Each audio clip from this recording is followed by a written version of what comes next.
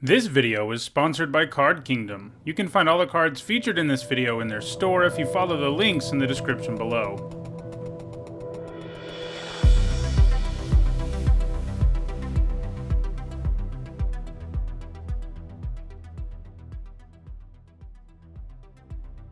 Hi everyone, I'm Nitsahone, and it's Wednesday, so that means it's time for another MTG Top 10, the series where I rank cards based on their historical performance at Magic's highest level of competition.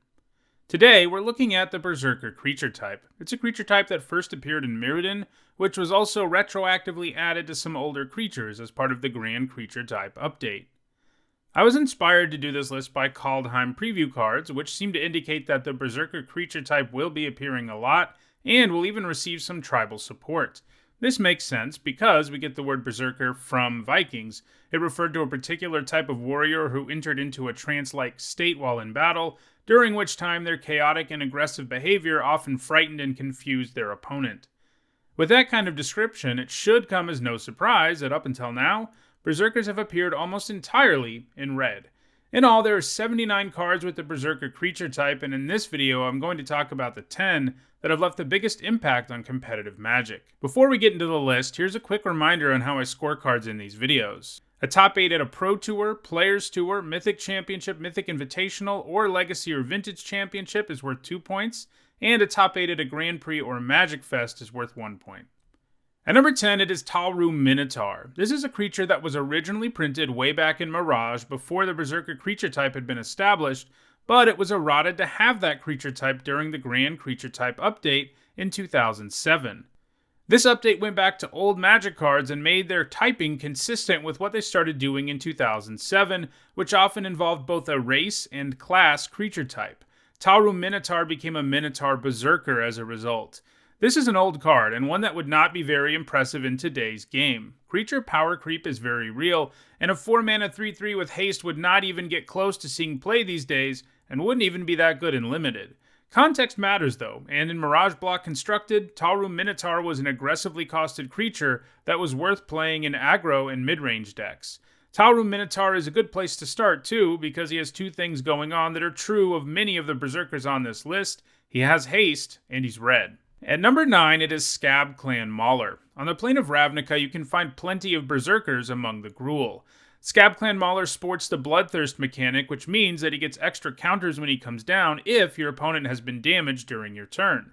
If you can consistently make that happen, the Mauler will often be a 2-mana 3/3 with Trample, and that's certainly no joke. It does have the downside of being super inefficient if you can't manage to get Bloodthirst going, but most really aggressive decks will be playing something on turn 1, and that means they can easily set up the Mauler on turn 2. Scab-Clan Mauler gained all of its points in standard Gruul aggro decks. At number 8, it is Goblin Heelcutter. Goblins are one of the race creature types that appears frequently with Berserkers. There are 16 Goblin Berserkers in total, and Goblin Heelcutter is one of them.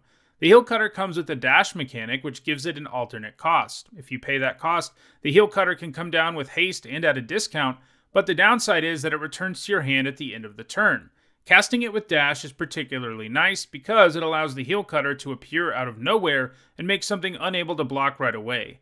Oftentimes, effects that make a single creature unable to block are game-breaking, as aggressive decks can often find an excellent window to attack when they can get the best blocker out of the way. Goblin Heelcutter was played in red aggro decks while it was in standard.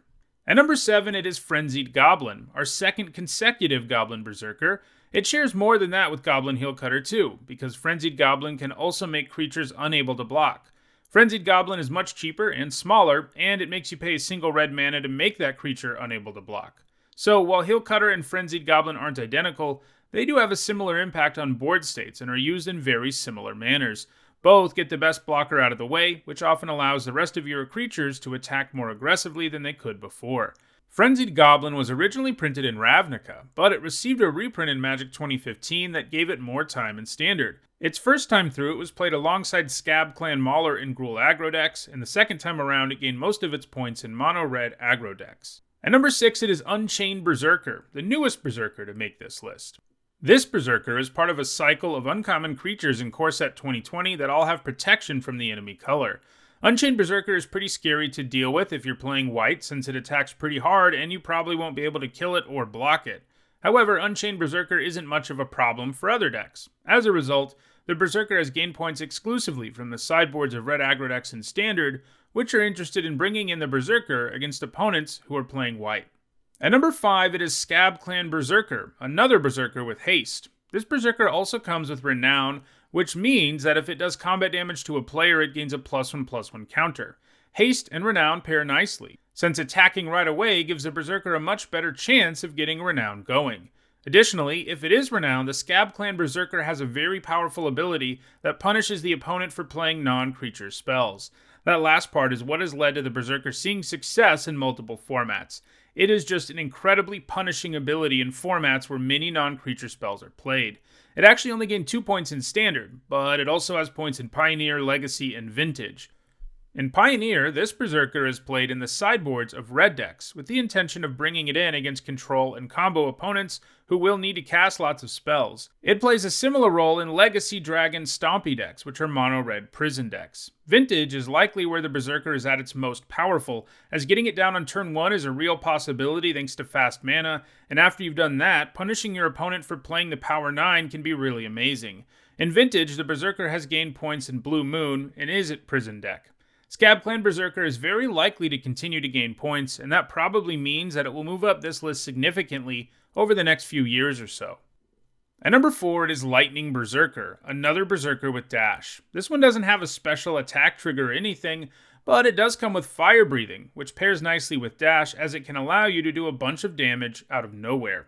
A regular 1-mana 1/1 with fire breathing isn't going to be good most of the time, but the dash mechanic here makes it so it's basically a fireball to your opponent's dome, since it can come down and swing right away against an opponent who isn't prepared. Lightning Berserker was primarily played in mono-red aggro and red-green aggro decks while it was in Standard, sometimes along fellow Berserker, Goblin Heelcutter. At number 3, it is Falkenrath Gorger. I mentioned earlier that goblins often appear as Berserkers. Well, that's true of vampires too, which, makes sense because of Bloodlust. Falkenrath Gorger is a 1-mana 2/1 with upside. A 1-mana 2/1 is usually good enough for standard aggro decks, even if it has nothing else going on. It was played in various red deck wins type decks in Standard, including Ramunap Red, the aggro deck so good that it had to have some key cards banned. Falkenrath Gorger was mostly just played as a strong 1-drop. It was really the only vampire in the deck, so Madness didn't come up a ton, though it did mean that if you had one Gorger in play, you could use Madness to play the other one. At number 2, it is Flamekin Zealot. This elemental has a powerful enter the battlefield trigger which pumps your whole board and gives it haste, which, by the way, includes the Zealot, effectively making it a 4-mana 3/3 with haste on its own. That enter the battlefield ability can often lead to a ton of damage coming out of nowhere. However, the Zealot was a little too inefficient to really be amazing in either block or Standard, where it was unable to gain any points at all. However, Flamekin Zealot has been quite successful in Extended, Legacy, and Vintage. In all of those formats, the plan isn't to cast Flamekin Zealot, it is to get it into the graveyard in dredge decks. Then you reanimate it at an opportune time, and by opportune I mean a time when you can do lethal damage to your opponent. These decks often include Narc Amoeba and Bridge from Below, which help you go wide, so you can see how milling your whole library and getting back a Flamekin Zealot can pretty much win the game on the spot. Flamekin Zealot has a Legacy top 8 from as recently as 2019, so we probably can't completely count it out just yet, but it's probably never going to catch the number 1 card on this list. And at number 1, by a wide margin, it's Bloodbraid Elf. Yet another Berserker with haste, Bloodbraid Elf also has Cascade, which is a very powerful mechanic.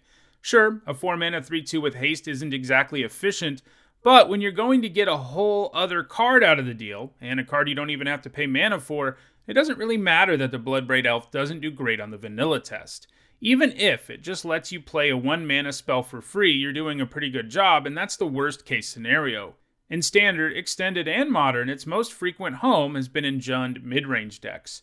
In Standard, you could cascade into nasty stuff like Sprouting Thrinax or Terminate, and in Modern, the ideal thing to hit on your cascade was Liliana of the Veil. Playing a Bloodbraid Elf and a Liliana on turn 3 or 4 was such a back-breaking combination that Bloodbraid Elf found itself banned in Modern in 2013. However, the elf was unbanned in February of 2018, and since then it's been played once again in, you guessed it, Jund decks. It's hard to imagine any card on this list ever catching it, but maybe we'll see some super powerful Berserker in Kaldheim who might have a chance at taking Bloodbraid Elf's spot on this list one day. Well, those are the top 10 cards with the Berserker creature type. If you decide to buy any of the cards in this video, I have you covered. There's a link in the description for each of the cards that appeared in this video that will take you directly to that item on Card Kingdom. If you enjoyed this video, don't forget to like it and share it so that others can enjoy it too. If you want to make sure you catch future MTG Top 10s, don't forget to subscribe and turn on notifications. And if you want to catch up on the over 320 other MTG Top 10s I've already done, you should see the playlist on your screen now. Thanks for watching.